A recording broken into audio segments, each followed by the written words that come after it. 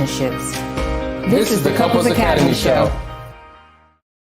Good morning, everyone. Welcome to the Couples Academy Show. My name is Hassani. And my name is Roland. And we're here this morning continuing a conversation that we've been having about friends in relationships. Sometimes you can't do it all in one session. It requires you doing a deeper dive. So first we were talking about opposite sex friends and the challenges that it has in our world. We did 2-part series on that, but today we're going to talk about same-sex friends, because guess what? We all need friends, right?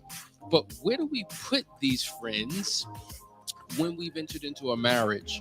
What role do they play? How much time do we give them? When do they enhance the relationship? When do they take away from it?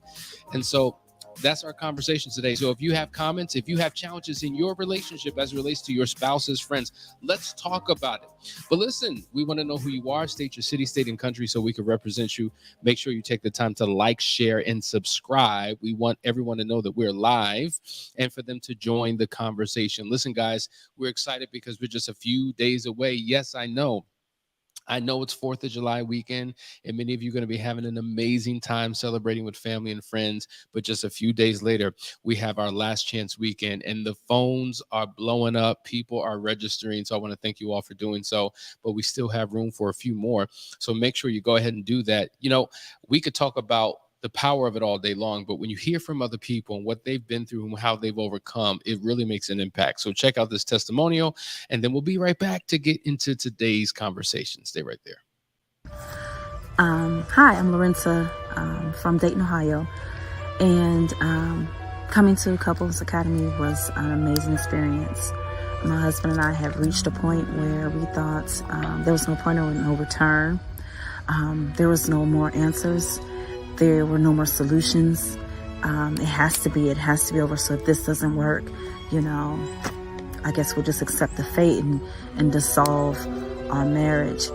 Coming here from the very first day, it had just accumulated each and every day, each and every hour, the assignments, the instructions, the gatherings, the meeting of other couples. It was a culmination that just came together, and my words of telling you how amazing this was doesn't do it justice. This place, Couples Academy, is beyond like the ICU for marriages. It's like the ICU plus the physical therapy or whatever, the rehabilitation process takes. This is it summed up in one solid weekend. It was worth every dime, penny, time, sacrifice, travel, you name it. I would never ever regret my decision, and I would never ever regret coming here and taking the steps that was necessary. This has been a tremendous blessing to my husband and I. Even me personally, I just can't put it and contain it in one short testimony, but this has been such an amazing experience, and that just doesn't even describe the tip of the iceberg on what Couples Academy have done for myself and for my marriage.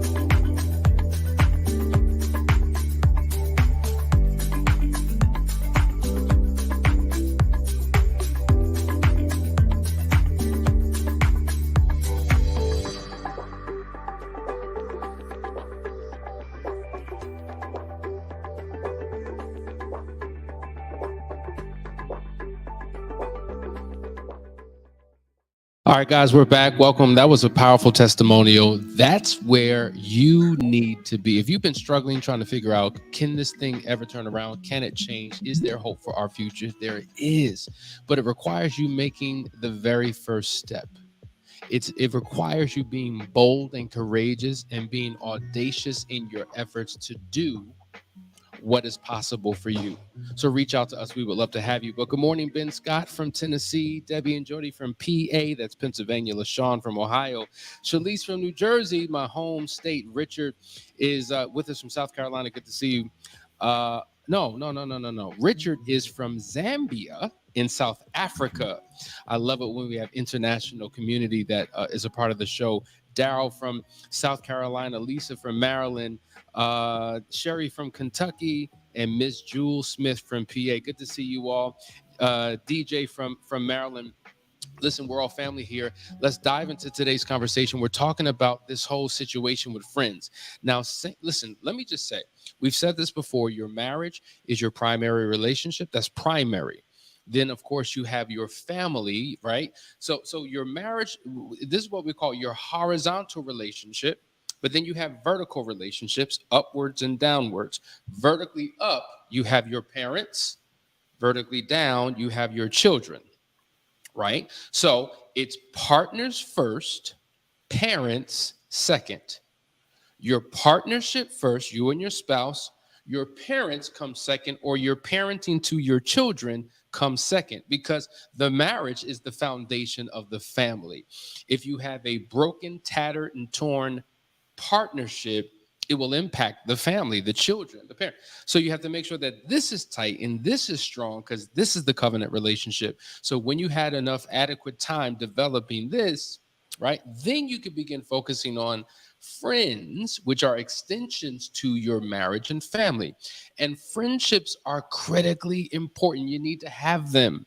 You need to have people outside of your spouse, outside of your children, your parents, your cousins, your friends, that you connect with, because it's healthy for your own sanity, your own healing, your own community, your own socialization. It's just an important factor. I'm sure that, I mean, what are your thoughts on that as we talk about same-sex friends? Well, it's critical. You know, we have those friends that there are benefits to having friends. You know, friends help you live longer because you're always checking on one another. They help you stay around. They help you, you know, find your interests. You all have interests of the same things, and you can participate in those environments. When you're connecting with your spouse and establishing that bond, there are benefits in having great friends. You know what I'm saying? You can see things from a different perspective a lot of times when you have close friends around. So it does matter. It does help. And it's very beneficial when you have the right friends in your corner. Right. And so I think that goes to our first point, Roland, that friends are essential to a marriage, because here's the reality. Even from, you know, they can help keep your marriage intact when you have the right friend in your life, because you're going to experience challenges and frustrations and just annoyances. I'm not talking about things that are destructive that will tear your marriage apart. But listen, when you're dealing with any person, we all have our own idiosyncrasies, we have our frustrations, and you have to have someone that you can connect with. This is what we call your hub and spoke support model. You think about a wheel on a car. On that wheel, there is a hub. And so if you and your spouse are in that hub, then you have the spokes that come out from it. Those are your spokes of support. And so who in your life can serve as a spoke of support that reinforces your marriage, that encourages you, that prays for you, that makes sure that you stay in alignment? And that's where the power of friends come in, because there needs to be somebody that you talk to that your spouse is comfortable with you talking to. And I think that's the key. A lot of times we have friends that our spouse may have a problem with. And that particular friend can actually cause an annoyance and a frustration in the relationship. But if there is that friend that your spouse co-signs and like, listen, if you're going through challenges, talk to Bob, but you know what? I trust Bob. Bob can give good advice. Bob is in a healthy relationship. I trust that when you go to Bob, he's going to say something insightful that will reinforce what we need to do in the relationship. But if you're going to Jerome, and Jerome is just like, man, you could do better all by yourself. You don't need that woman. Don't you know who you are? You the cream of the crop. You a high value man. You know, your wife needs to get it together and figure this. Listen, you got the money, you got the car, you got the looks, you got the body. Man, you can have any woman you want. Like, that is not a friend that your spouse will probably feel comfortable with you having. And so you gotta be careful who you bring into your world, because the wrong information or wisdom from the wrong person can literally deteriorate your relationship. And I think we've all had these conversations in relationships, and that's why we're talking about this today. What are your thoughts, Roland? Man, listen, absolutely. You know, certain people in your life that you so-called your friends, they can help hinder or hurt your marriage and even you a lot of times. And we have to be careful who we call our friends. You know, we have placed this friend title on so many people so loosely because we have given associates the title of friend when in all actuality, they're not benefiting us. If your friend does not add or multiply to you, but they subtract and divide you, you might want to reassess who they really are in your life. Because if your friends are jealous of you, we don't like to use that J word, but if they're jealous of you, they're probably not your friend. You know, if they can't celebrate your wins with you, if they can't rejoice when you accomplish certain things, maybe they're really not your friend. So you might want to do an assessment of who your so-called friends are in your life. Raise the volume all the way up. Bring it all the way up. And I want you to press that button at the bottom to the right. Press the Roman just broke down relationship mathematics. Did you hear what he said? What he said was people will either add or multiply into your life or subtract and divide from your life. What a perfect way of determining who should be in there. Now think about this. The people who add and multiply into your life, these are the people that God may bring into your life. But the people who subtract and divide from your life, the enemy may bring those people into your life. Right? So some people are brought into your life to bless you. Some people are brought into your life to curse you. And sometimes you're not aware and can't see what is happening. But your spouse who has eagle eyes, your spouse who has discernment and perception and can see, feel, and experience things that you can't, sometimes you need to lean into their perspective because they can save yourself and the marriage from a whole lot of heartache and pain. And I can't tell you how many times Danielle has played that role in my life with certain people who came into my life with ulterior motives or just didn't mean well, didn't, they just weren't good for me. And I couldn't see it at the time. And because I fought and things happened that didn't need to happen. I'm like, Danielle, you're crazy. You don't know what you're talking about. You don't have no evidence. You don't have no facts. You just making stuff up. You just have issues. And she was right every single time. And so we have to be open. So I think what you're saying is powerful. Relationship mathematics. Are the people adding and contributing to your life, or are they taking away? Are they sucking you dry? Right? I think that's important to realize. There are a whole lot of comments here. This is a hot topic. These are the things that people want to talk about. Daryl says, same-sex friends should have the same mindset that are in line with your values. Now, that is a fact. That's a double truth, Ruth. Listen, you're watching the Couples Academy Show. We'll be right back after this break. There's a lot of comments. We're going to get to it. Stay right there.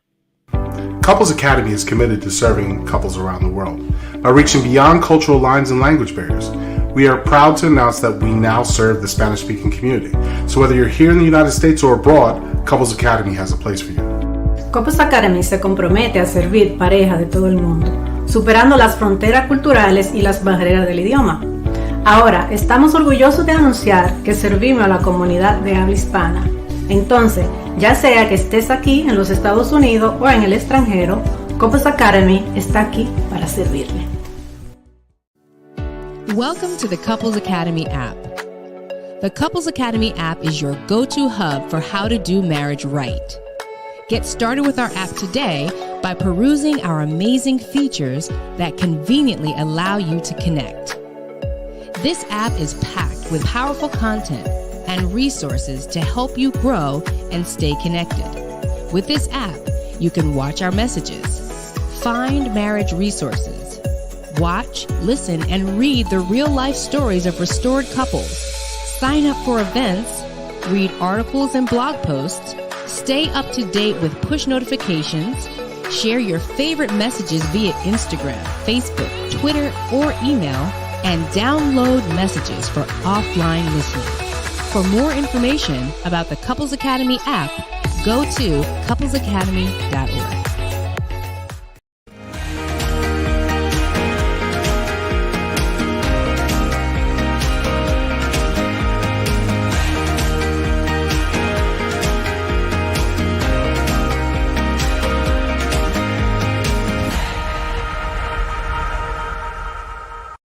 Hey guys, we're back. You're watching the Couples Academy show. We're talking about when friends hurt your marriage.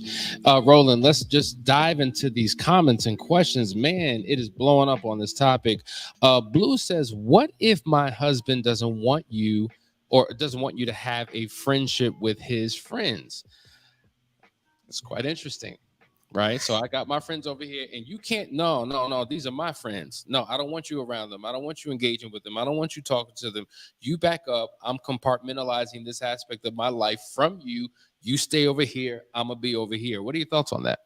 So we have to make sure that we are in alignment with one another.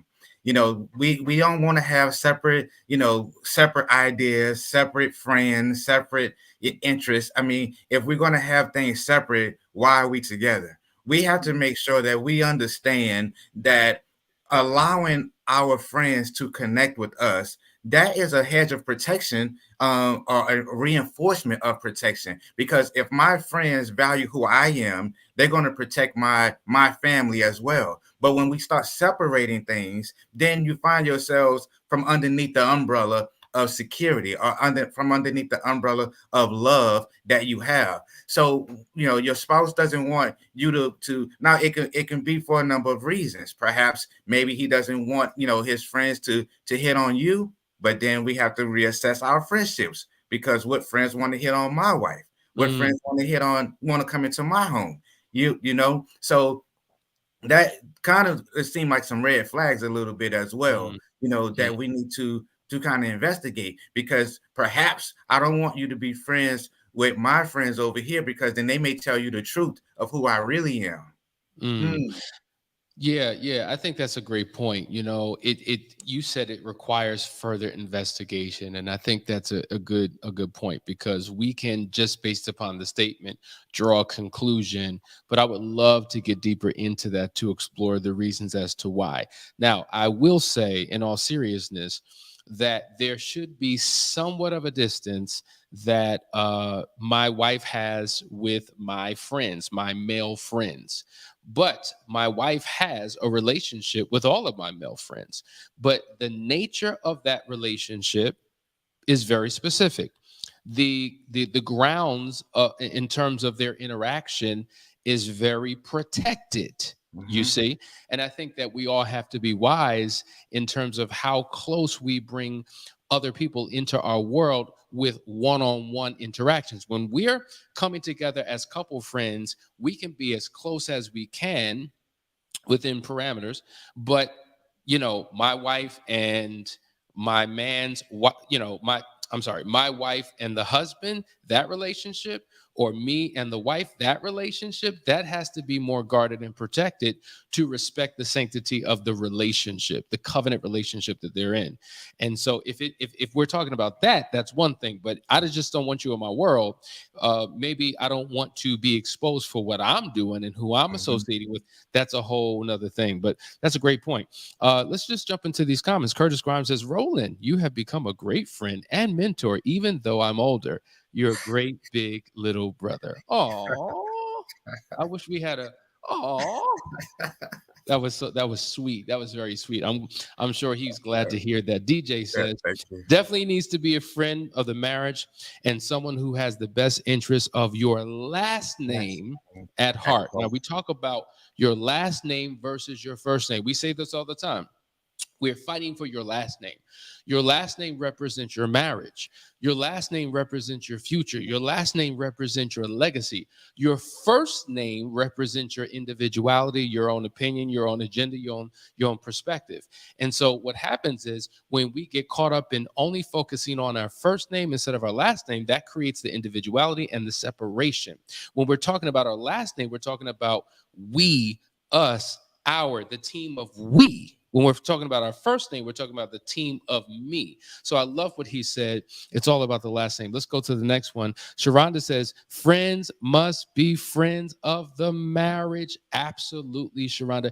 And if you're not a part of our community, and you haven't heard that before, that simply means that the individual friends that you have in your life should not be a negative influence on your marriage with your spouse, your primary relationship. If they begin to become a drag, if they're a negative influence, you got to do away with them. And it really speaks to a scripture as we were preparing for the show that I think is really relevant. This is what it says: do not be misled. Bad company corrupts good character. And when we have associations with people who don't have integrity, people who don't share our values, people who are not in our lifestyle, it can have a negative influence. Now, it may not be immediate, but it's the slow drift. And so I say this all the time, Roland, tell me what you think. I don't think that I should disqualify a person, a friend of mine, because they're not married, right? But if I have single friends, what I do with those single friends has to be intentional. For instance, when I get together with my single friends, I'm not going to enter into their single world. I'm going to bring my single friends into my married world because I'm not going to be tempted by what he's allowed to do that I can't do. So sometimes you can have a decent friend, but they're engaged in things that you simply can't do because you're in a different relational state than your friend. And so you got to be careful how you engage with certain individuals. What are your thoughts on that? The bottom line is there has to be a level of respect. We have to be able to respect one another. And if you have friends that don't respect your position as being married, or your single friends don't respect your position as being married, or even your married friends don't respect your marital vows or values or morals, then we have to figure out how to move through life. Because a lot of times what happens is we have these friends that are enablers, or they aid in our bad behavior. And then that's when we get in trouble. That's when problems become, problematic, simply because they're aiding to the dysfunction of the breakdown of the marriage. And then when you have people like that, you have to give them the gift of goodbye. You have to let them know that they're not welcome in this space. I'm reminded of the story of Jonathan and David in the Bible. Yes. And they were close friends. They were close friends to the point that Jonathan found himself between a rock and a hard place. You can read it for yourself, because Jonathan was the son of Saul, and Saul had become a little jealous of David. And Jonathan had to let David know, because they were that close. Hey, listen, my dad don't really like you, and he coming for you, but I just want to let you know I'm standing with you because we are that close. We have that type of bond. And when you have something like that, that is the level of respect of a person that you want in your corner. You don't want somebody that's going to kind of throw you under the bus and call themselves your friend. It just doesn't work like that. Excellent point. Excellent point in terms of their relationship. That represents a healthy relationship, and that's what we're talking about. Those type of healthy relationships are good for you. They're good for your family. They're good for your life, And I think we really need to take some time and assess the people who are in our lives, because in essence, you become the subtotal of your 5 closest friends. Like, if you want to know where you're going in life, take a good look with your friends. If you want to know where you're going to be in terms of success and finances and relationships, take a good look at your friends. It's so crazy because, listen, Listen, we all have challenges and struggles that we go through.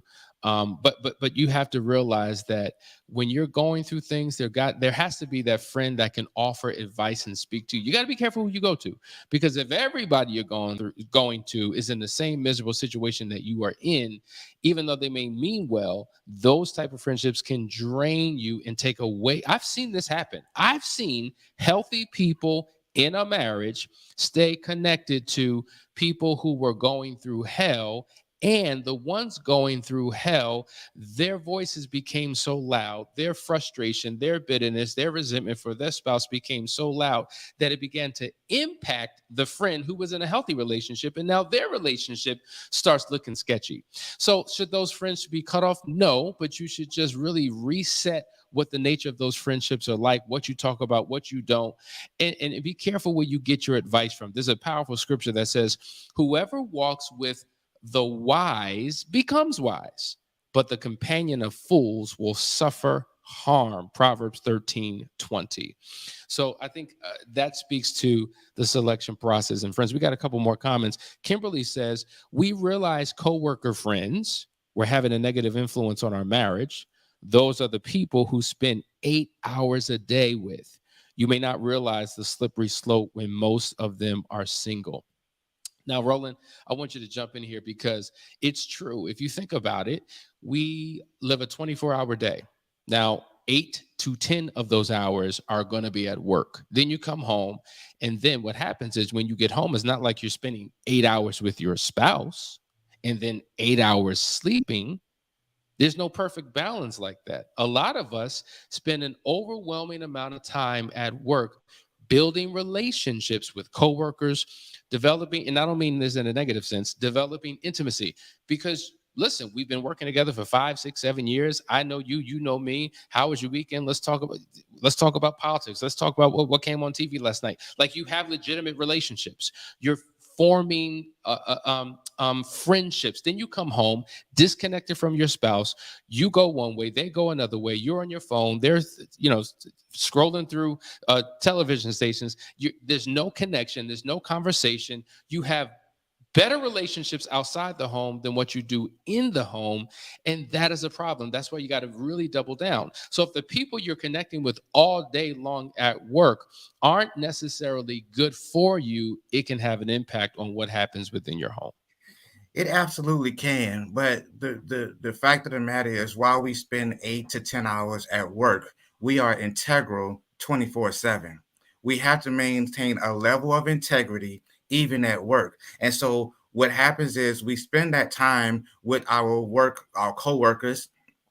We are establishing friendships and relationships because of the amount of time that we're there. But no coworker, no friendship should be able to trump the relationship that we have with our spouses. We have to maintain a strong level. And that's why it's important to communicate throughout the day, and allow that intimacy to continue to roll with your spouse throughout the day. So that way, by the time you do get home, you don't feel so disconnected. Yes. It can happen. It can happen. It's a real thing that if you go the whole day, you see each other in the morning, you go off to work, because what happens is now you both have a set of coworker friends that you're spending a lot of time with, and it compounds on top of your relationship. We have to maintain a strong relationship at home so that way we don't fall into inappropriate relationships at work.